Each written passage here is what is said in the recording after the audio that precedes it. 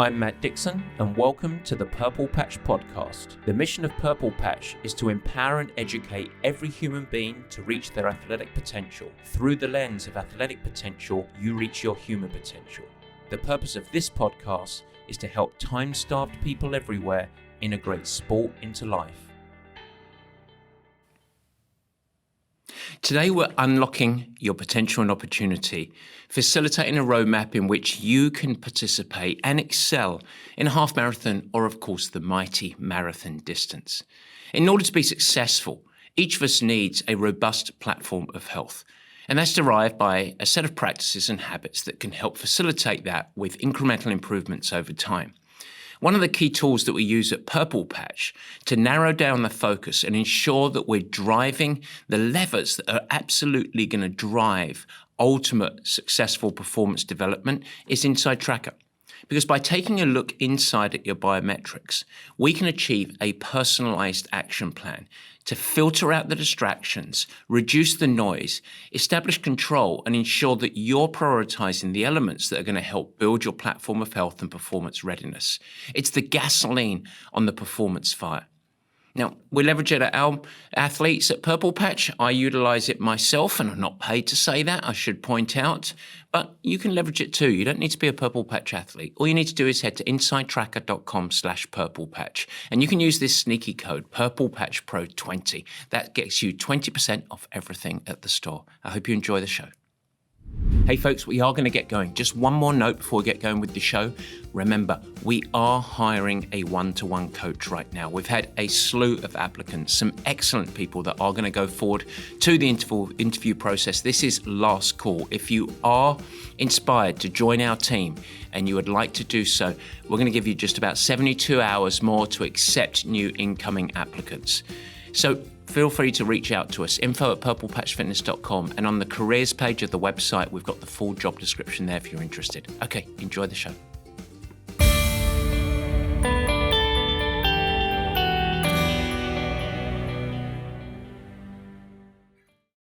And welcome to the Purple Patch Podcast. As ever, your host, Matt Dixon, and today we are tackling running. And this one is a catalyst of inspiration, perhaps hope, opportunity for you. Because many people sit on the sidelines and look at other people doing amazing things. And they think, that's not for me. I couldn't do that. But the truth is, you can. If you apply a really smart and patient approach that incrementally builds over time, before you know it, you can look back and wonder at what you have accomplished.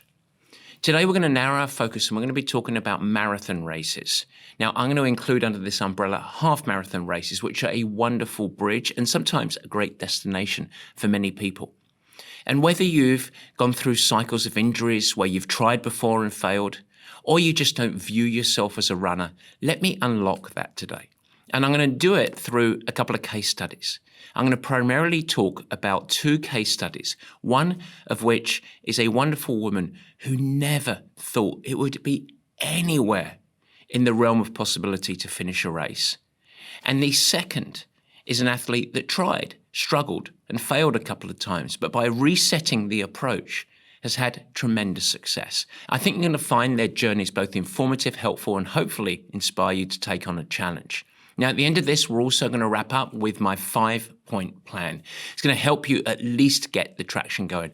But before we get going with the meat and potatoes, I do want to do Coach's Corner.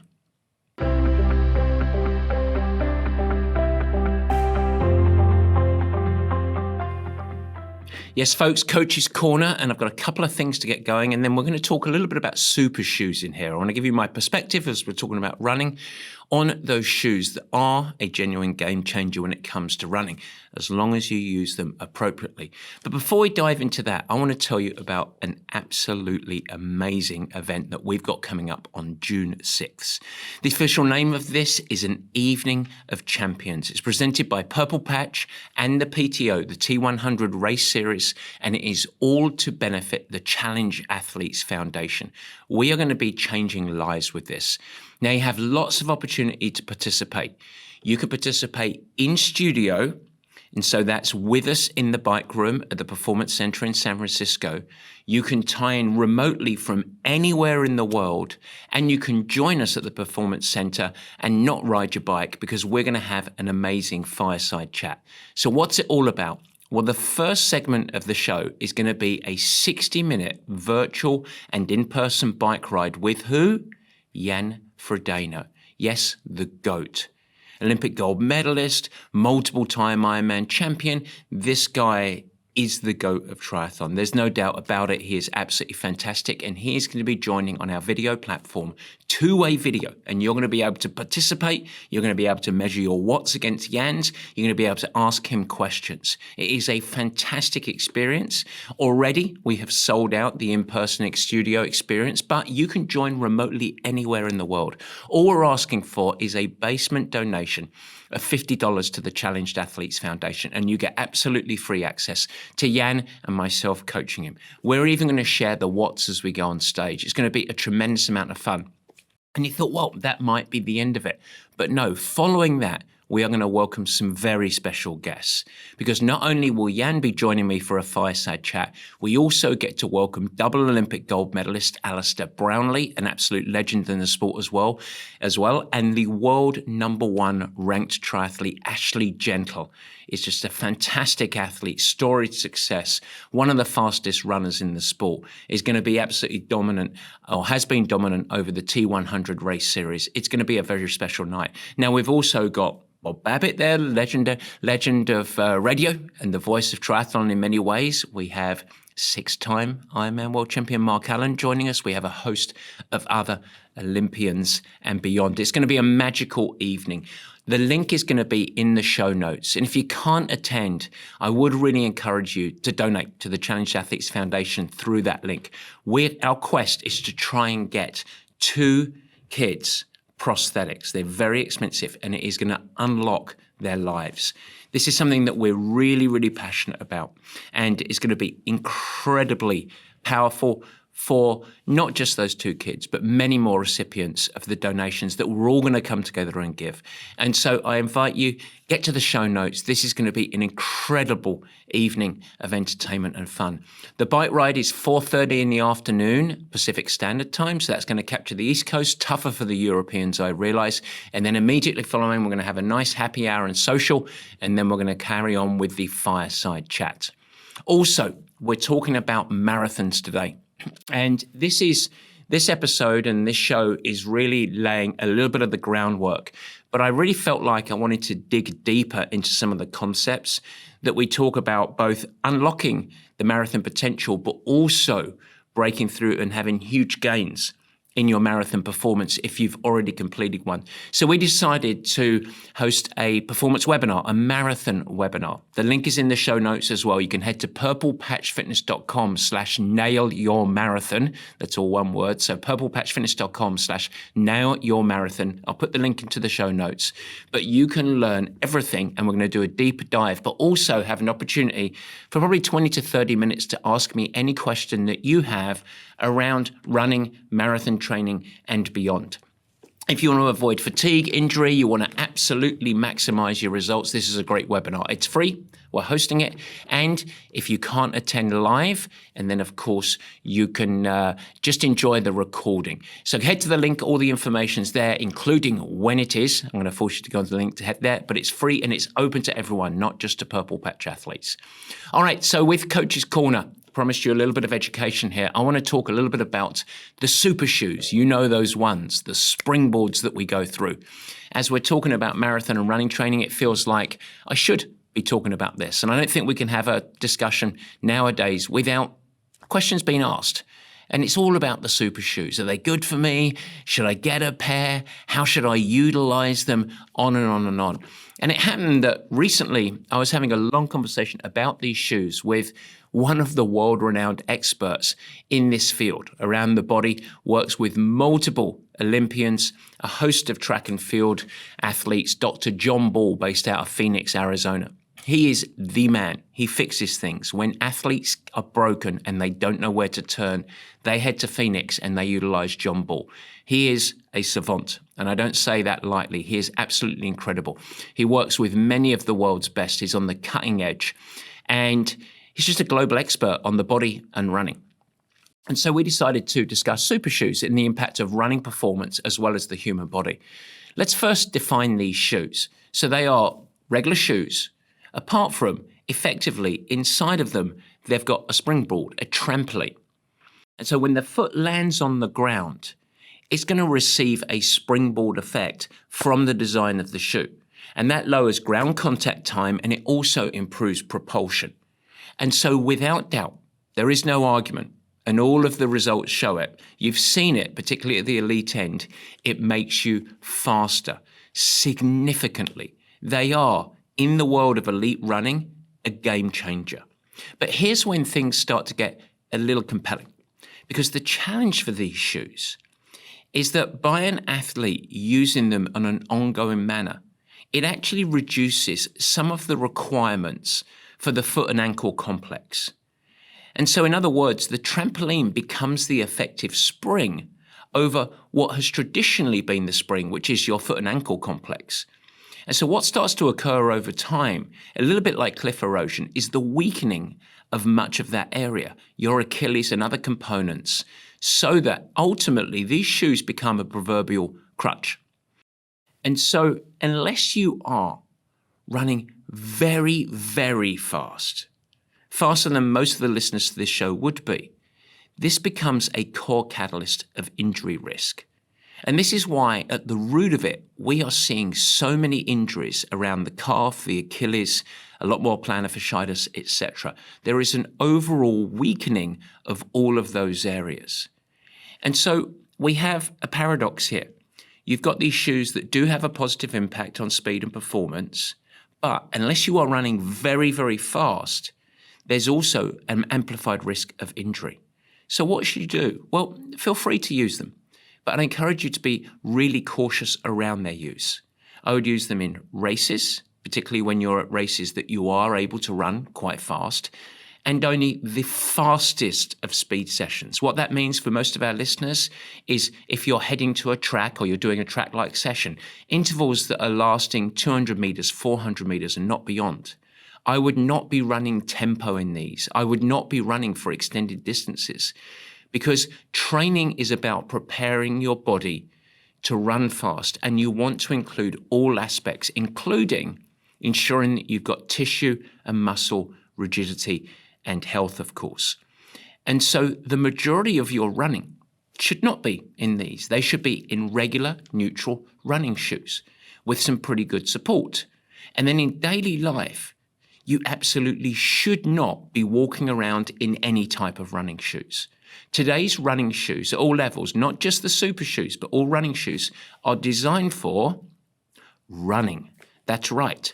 And so instead, in daily life, you want to provide the foot and the ankle the opportunity to strengthen naturally. So you want to have, for most people, a really neutral shoe. It might be a pair of Vans or a pair of Adidas Sambas or something like that, some really neutral shoes. I'd encourage you generally, of course, not to walk around in running shoes. And so if you're a recreational athlete, don't fall for the trap. Instead, fall for health, fall for longevity. Choose comfort and sustainable performance. Personally, until you're sub 3, maybe even sub 2:30 in a marathon, I would lean more towards regular, neutral, really balanced and well-supported running shoes. All right, with that, we're going to unlock marathons and marathon potential. It is time for the meat and potatoes.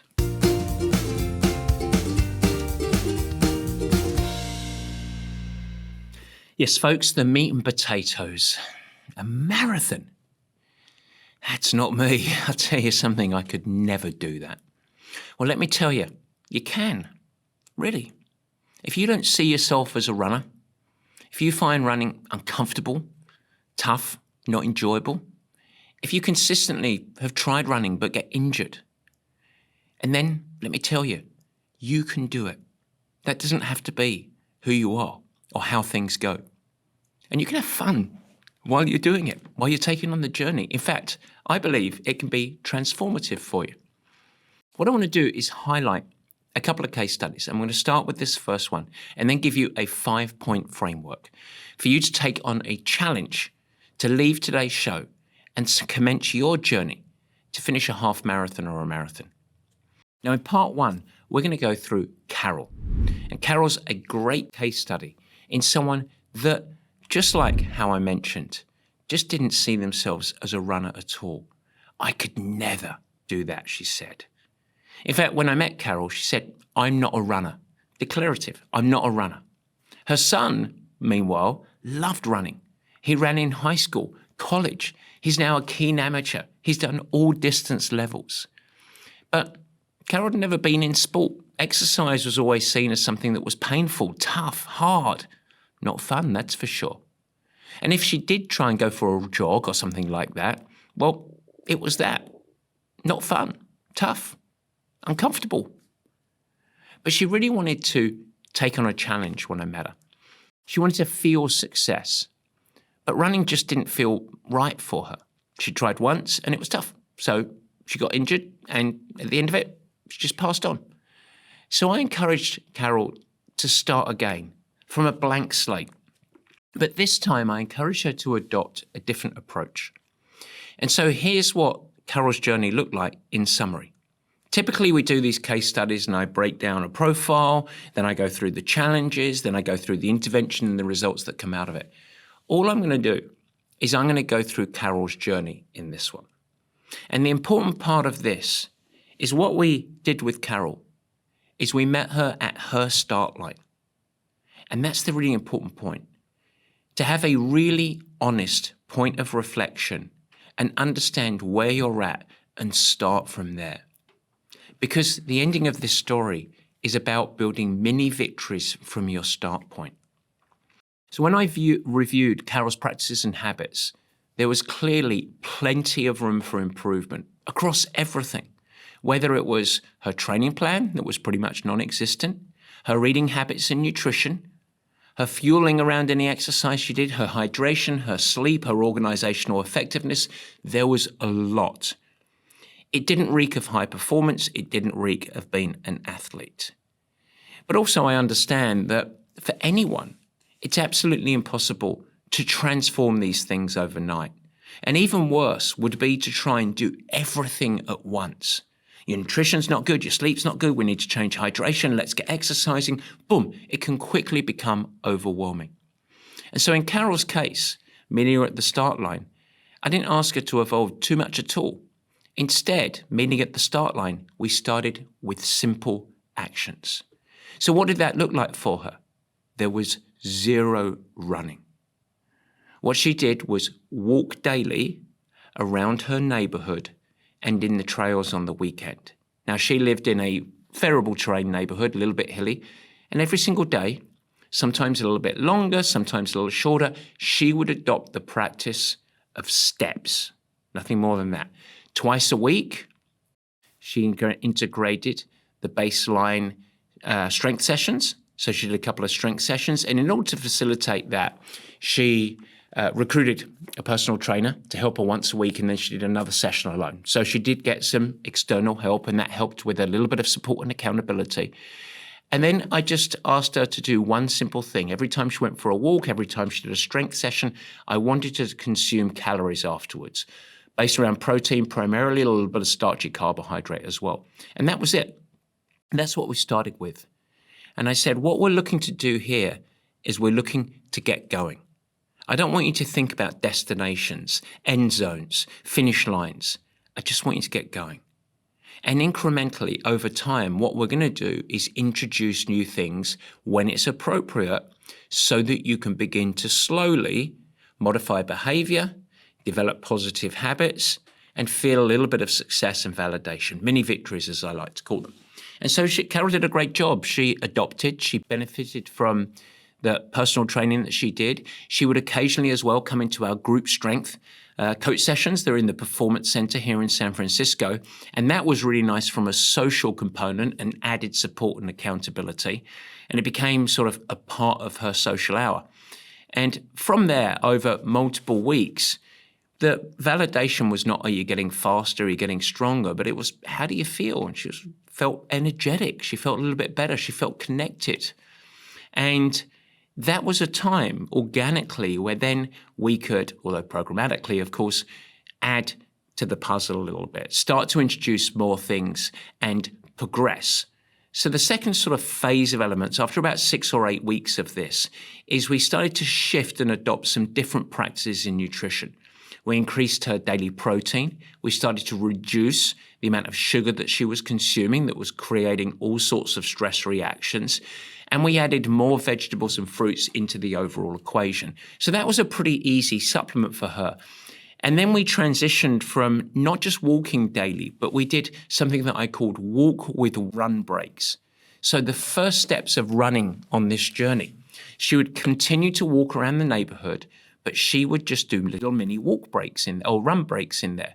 And they would last anywhere from 20 seconds to 60 seconds, and they would be periodic around the walk. Goodness me, I'm flying, I'm running, she said to me after one of these sessions. Fantastic. We started to introduce a little bit more challenge on the strength work, moving from body weight and band to actual real resistance training with weight. And that became really important. And then I started to just introduce a little bit of a focus and I would say awareness of sleep practices.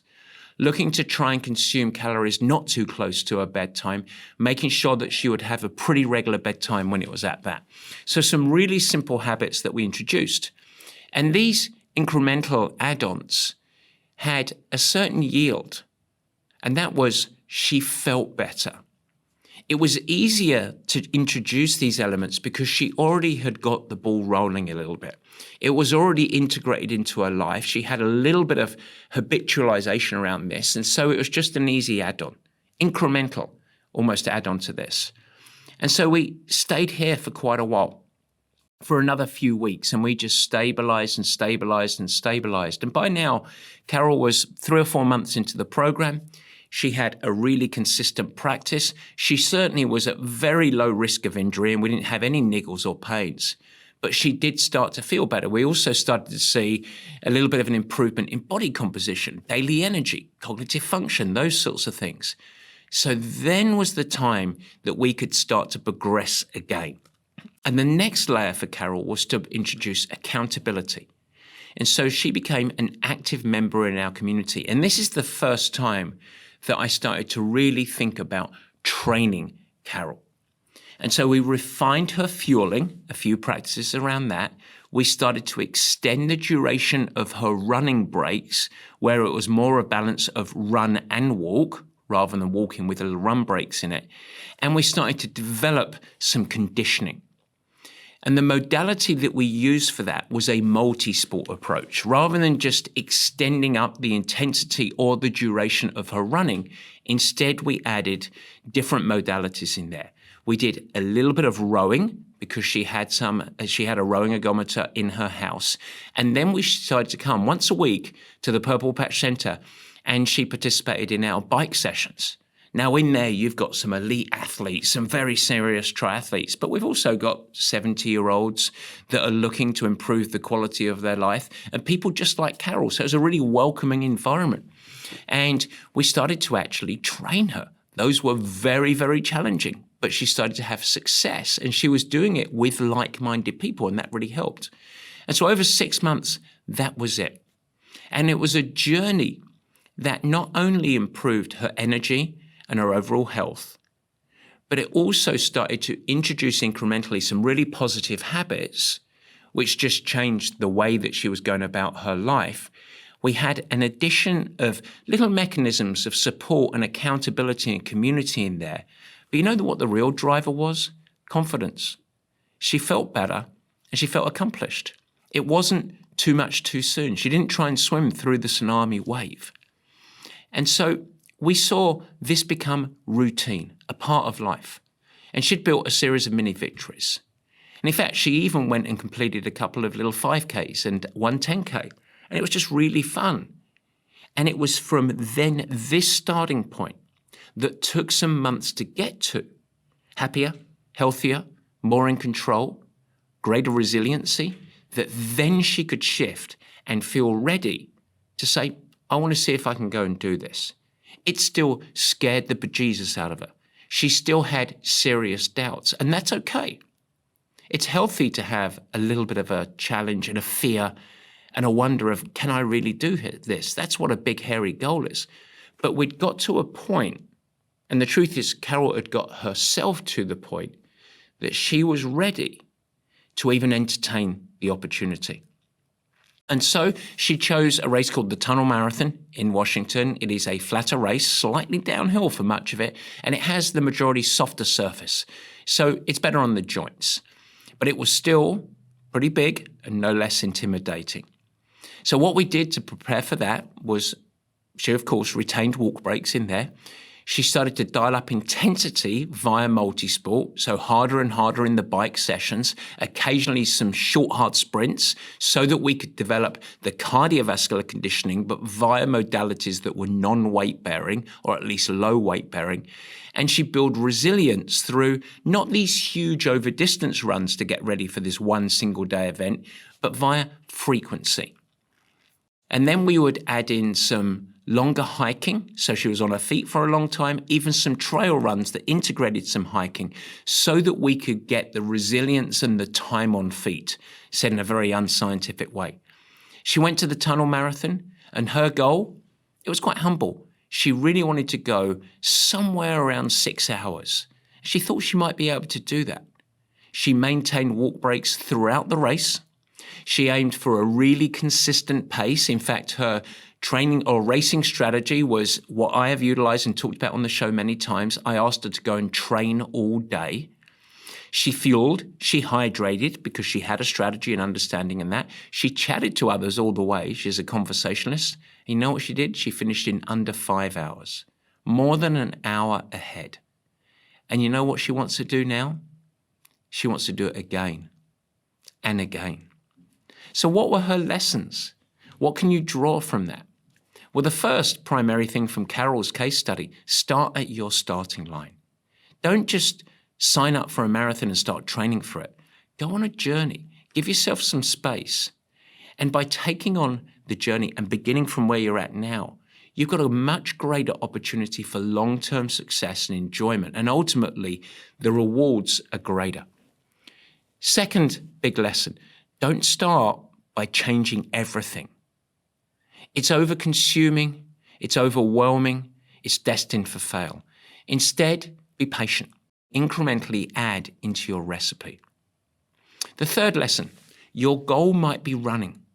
You might want to ultimately finish a marathon and finish it well, but it doesn't mean you need to start there, and you certainly don't need to only use that as your training modality. Leverage the power of walking and multisport.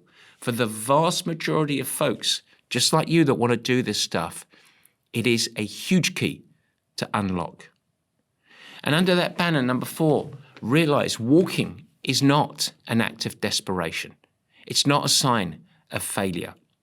In fact, in racing and in training, it is the superpower of performance enhancement for most runners. And number 5, keep progressing and growing well beyond the training aspects. It's really important that you view tackling something like this as an opportunity to evolve your habits around fueling, hydration, sleeping, because that's going to be the gasoline that actually fuels your health on this journey and ultimately your success. And the final lesson, well, it's way more fun, it's way more effective, and it's more beneficial when you get to train, at least some of the time, with others. Support, accountability, community, a highly valuable tool.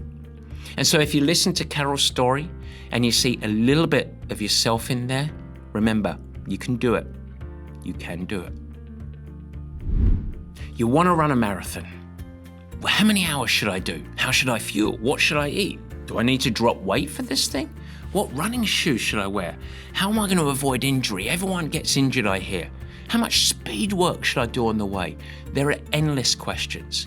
You Google them, you get 25 contradictory and complex answers. Don't worry, at Purple Patch, we've got your back. We will be your filter. We will be your coaches. We will be your team. We're going to remove the confusion.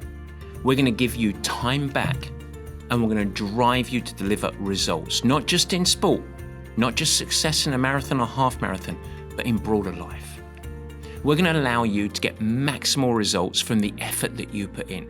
We're going to help you gain control, and we're also going to make it more fun. We've got your back.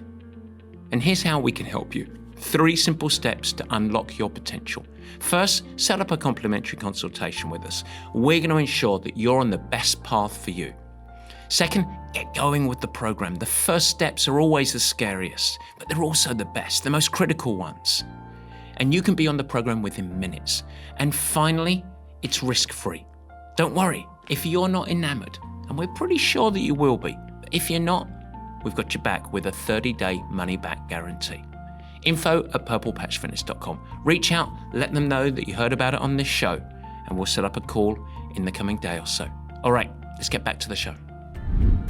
All right, folks, part 2, our second case study of today, and this is all about a lovely gentleman called Tom. And Tom is a wonderful example of a very common type of athlete who comes to Purple Patch for guidance and support.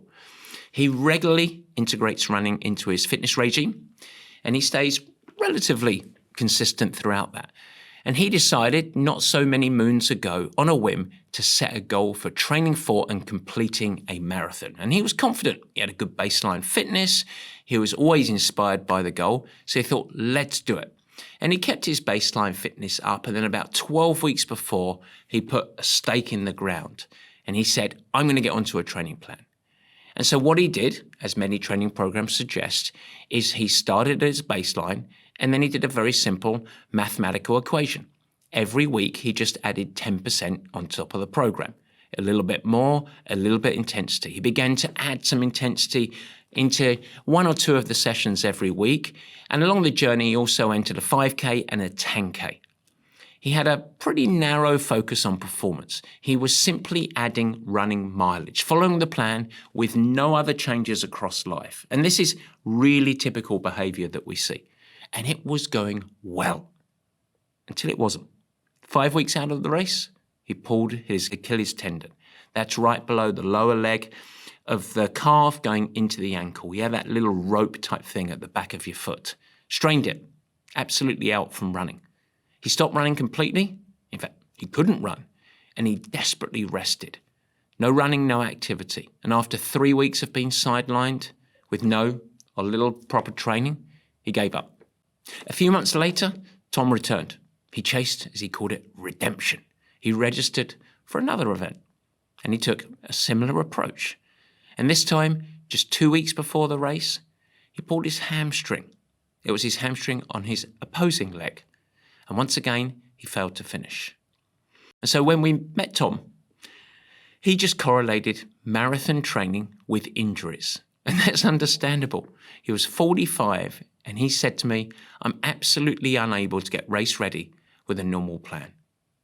Now, he was highly coachable, I would say, and he came really as an open book and willing to change some stuff. And I said, I want you to radically change some stuff.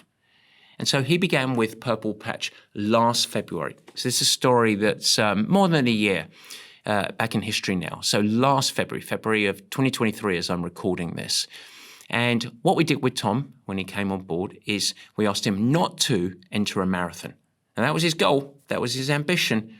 But he had gone through a couple of negative experiences, both being unable to even get to the start line because of injury. And he just associated marathon training with injuries.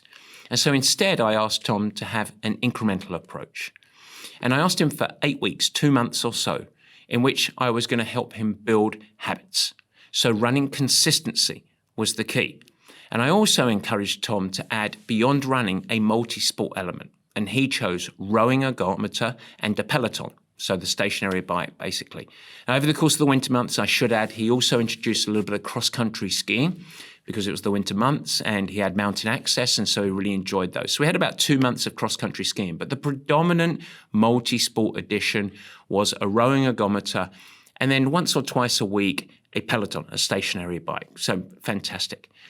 We also started to shift incrementally his nutrition, transitioning towards more protein, introducing post-workout fueling. So just like Carol, our prior case study, we introduced fueling calories, protein, and carbohydrate following every single workout that he did. We amplified his daily hydration. We prioritized sleep. So some of the really important components, but most important for Tom, is we added twice weekly strength training. So these are actually, in positioning of the hierarchy of everything that I've talked about, they were the pinnacle. They were the body of which we wrapped the clothes of the other training and habits around it. Our 2 central sessions a week for Tom, strength training. Running was just the clothing that wrapped around the strength in many ways. So after this, he built some really good consistency. He felt good, energetic, but he was nowhere near, quote, being marathon ready. And in fact, I still asked Tom to hold back for this. Instead, being an ambitious, goal-driven guy, I introduced the challenge of getting ready for a half marathon for him. And so we continued strength training. We tweaked and evolved the practices around nutrition, introducing a little bit more focus around there. And we started to progress his running mileage a little bit. And we had integrated blocks, unlike his prior program, not just progressive stair-stepping, but integrated blocks of real clean out and rejuvenation. About every third week, we went 2 or 3 days where we really cleaned out. We didn't run at all really. We did a little bit of walking, a little bit of recovery rowing. That was our sort of recipe for Tom as it worked on. And we focused on some very, very demanding high-intensity training. And we did that all via multi-sport, no fast running at all. So we did some high intensity, what we call VO2 max work on both the bike and some heavy strength-based riding on the Peloton, low cadence type work.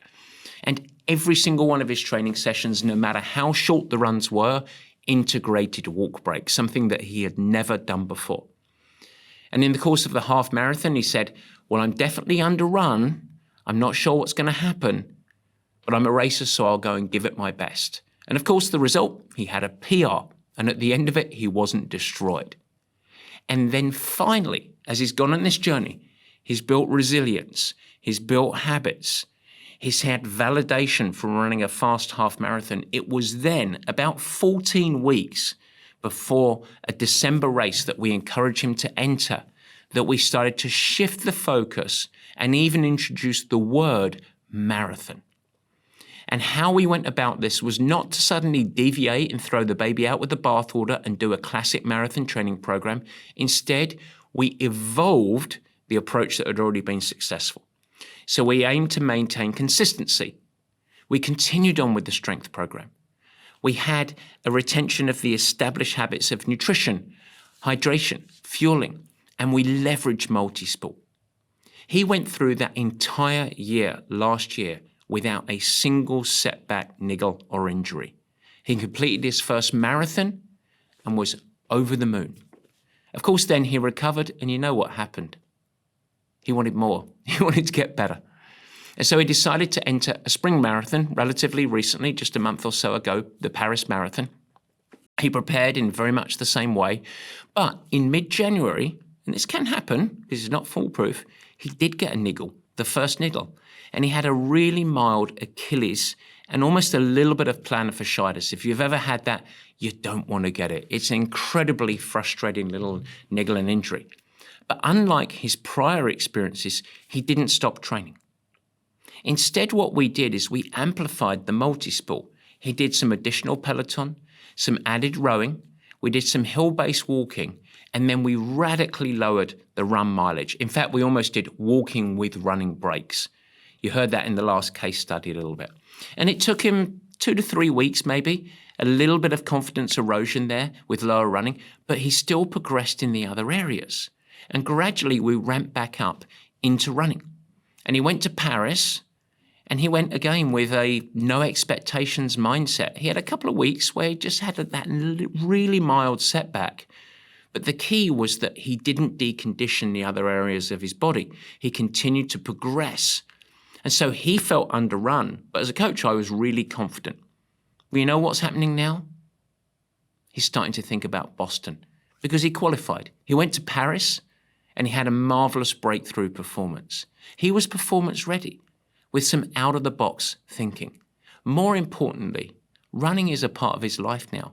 Tom is a marathon runner, but he utilizes a really smart, broad perspective on performance and as well how he trains for them so that he can get ready. And he's also got a toolkit for the rigors of performance training. A little setback is never the cessation of training whatsoever. And so from Tom's story, what are the lessons that we can draw from it? Well, number one, go on a journey.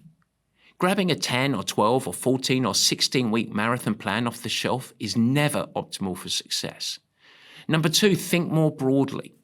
In other words, the training sessions are only a snippet of the puzzle. Real success emerges when you focus holistically on all aspects that enable training success, better energy, improved resilience.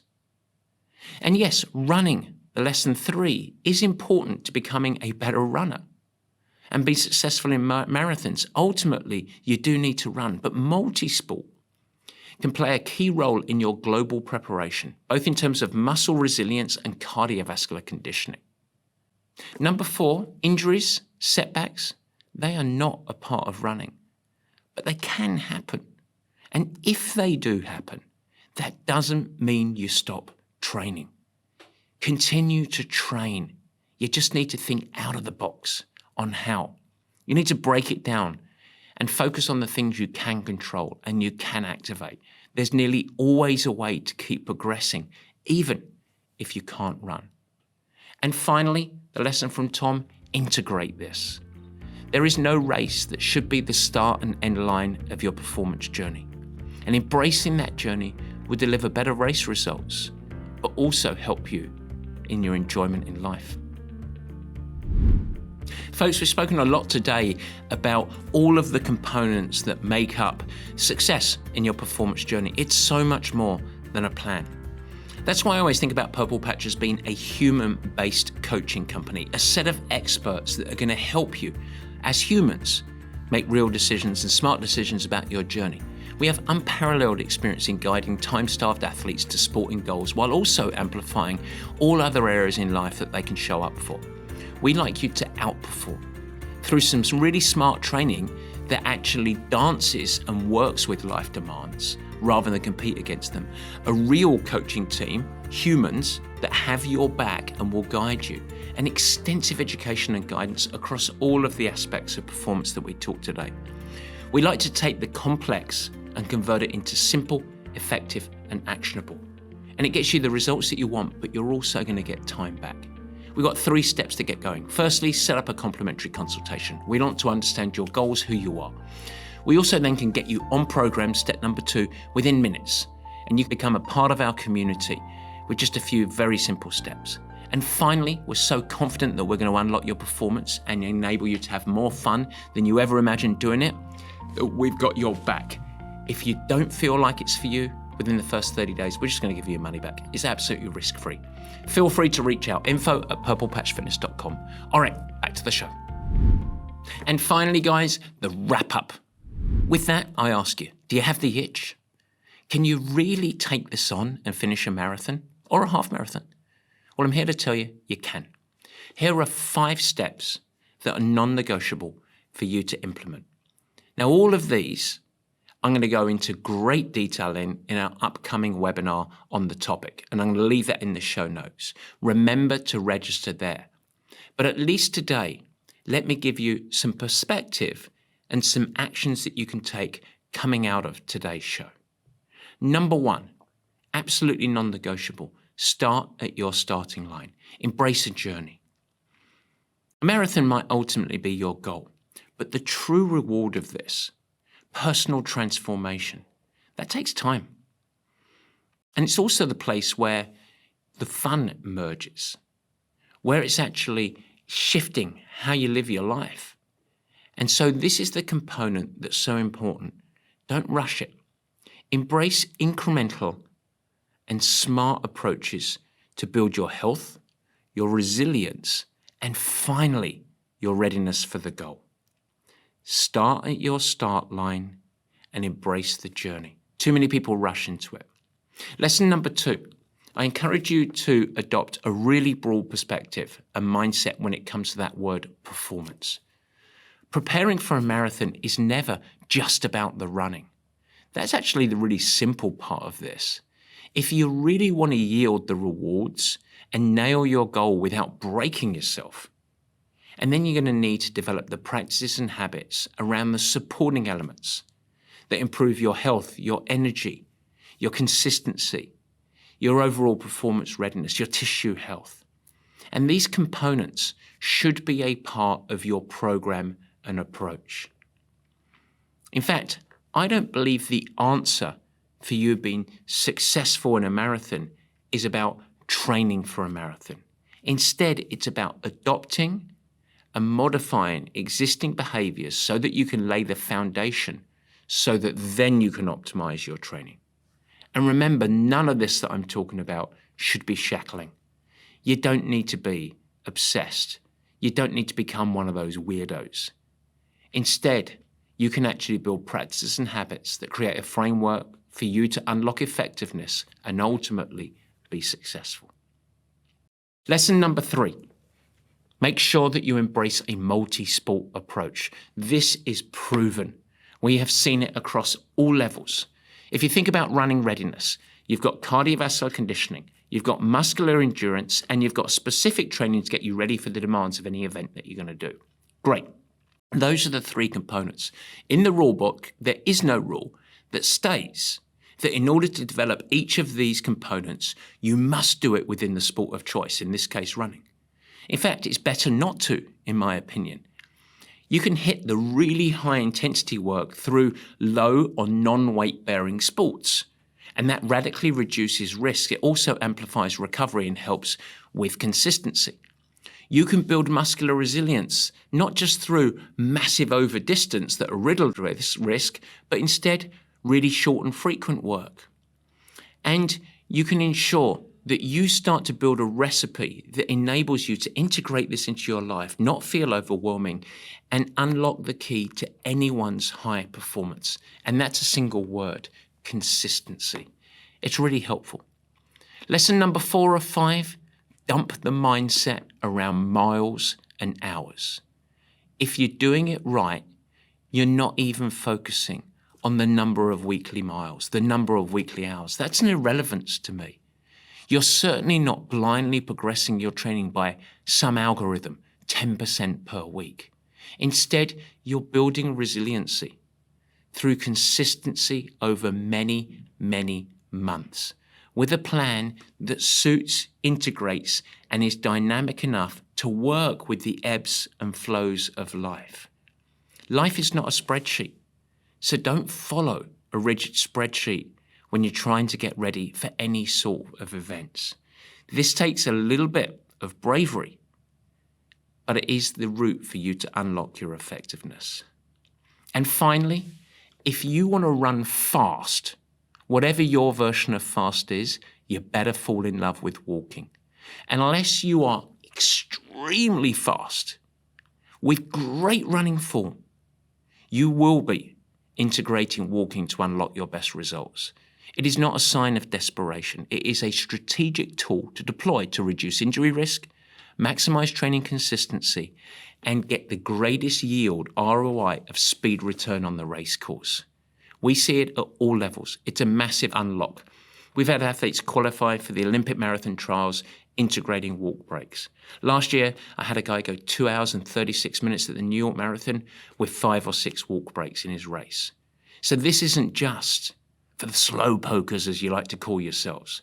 This is for some very fast amateurs as well. And so I hope that this message and the show today inspires, is helpful, because I really like making people like you faster. It really tickles my fancy when you smash your goals.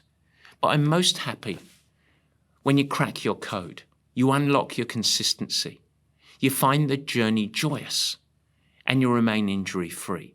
And I love it when you do these things as a part of your own personal journey, because you can go and get ready for a marathon or half marathon. And I hope that my case studies today highlight that. Now, if you really want to dig into the show, remember, Don't miss the upcoming webinar. Link is in the show notes. Love to see you there. If you can't attend live, we'll of course share the recording. Should be helpful. Take care.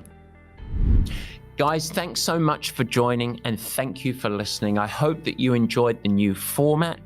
You can never miss an episode by simply subscribing. Head to the Purple Patch channel of YouTube and you will find it there and you could subscribe. Of course, I'd like to ask you, if you will subscribe, also share it with your friends, and it's really helpful if you leave a nice positive review in the comments. Now, any questions that you have, let me know. Feel free to add a comment and I will try my best to respond and support you on your performance journey. And in fact, as we commence this video podcast experience, if you have any feedback at all, as mentioned earlier in the show, we would love your help in helping us to improve.